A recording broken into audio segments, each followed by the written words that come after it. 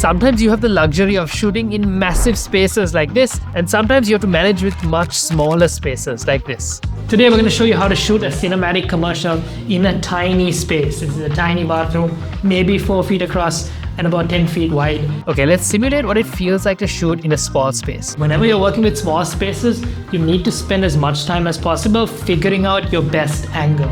Now I've picked this corner because I love the window. I'd much rather shoot into this direction than into the plain wall. So I've got the mirror and I've got the shower in the background. I've got a few things I need to think about in terms of where I need to place my lights. And we're going to have to make something cinematic out of absolutely nothing. Can we do it? Let's find out.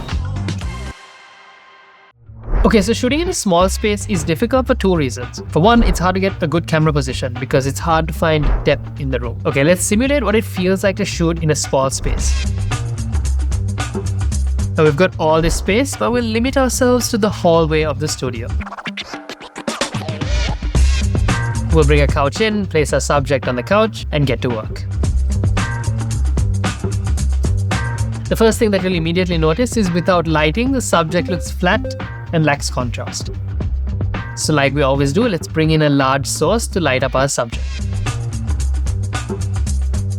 While the image looks great, there's good light falling on the subject, it's really hard for us to get a practical composition because it's hard to move the softbox out of the shot. And that brings us to the second point. In a small space, it's really difficult to light your subject. Conventional large lighting sources won't work because they will be in your shot, but also they'll be spilling light everywhere, which you don't want. Here I'm changing out my large softbox for a much smaller softbox and just keeping it on the edge of my frame.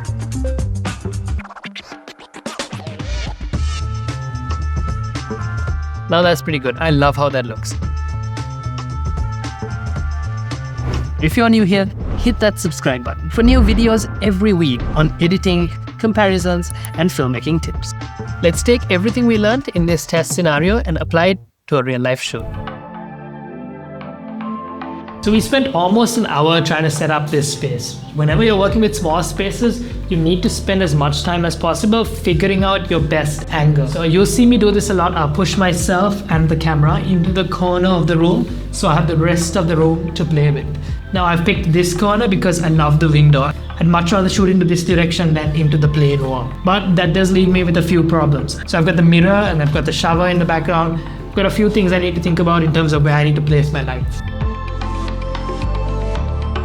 So as always, we start with the key light, and I know that I'm placing my subject right in front of the frame, so I'll have to light them either directly in front or from behind, from the far side of the camera. Remember, cinematic lighting is always far side lighting, which means the light has to be placed from the far side of your subject. In this case, it would be the other side of the sink. Now it's always easier to light from the near side of your subject, but that never yields or seldom yields cinematic lighting. So make an effort to throw your light on the far side. I'm using this shower curtain to my advantage. If you look back there, you'll see all the lights and the stands are set up right behind it. I have one C stand that's rigged straight up and there's a C stand at the bottom. Then I have a little fill light right here. So this is a flat panel, 150 watt panel light, but it's too powerful to fire straight on, especially at this kind of proximity. So it's just firing into the wall, it's bouncing back off the wall and hitting our subject. Luckily, this wall is a neutral gray, so it's not picking up too much color, but that's something you need to think about. And finally, we're adding a little slash of light in the back wall. Now, technically, we should be using the projector to do this because you can get an accurate beam of light, but there isn't enough space, so 4 feet across would yield only a tiny beam of light. So we're trying to achieve that just by using a hard light straight onto the wall, and we're cutting that down with 2 sheets of cardboard. Remember, every shoot is a new experience, so you need to be ready to troubleshoot on the go. Okay, let's recap. Since we're working with such a small space, the camera position took priority. We pushed ourselves into the best corner of the room and composed around the elements we actually liked. From there, it came down to smart light placement, walls, curtains, and whatever we had, to shape and control the light without flooding the space. And finally, we added a light to create interest in the background. Even the smallest of rooms can look cinematic if you choose the right angles, control your light, and work with the space. And that's the end of this episode. Now, did you like how we lit this space? If so, hit that subscribe button. If you do something different, drop it in the comments below. We'll see you in the next one.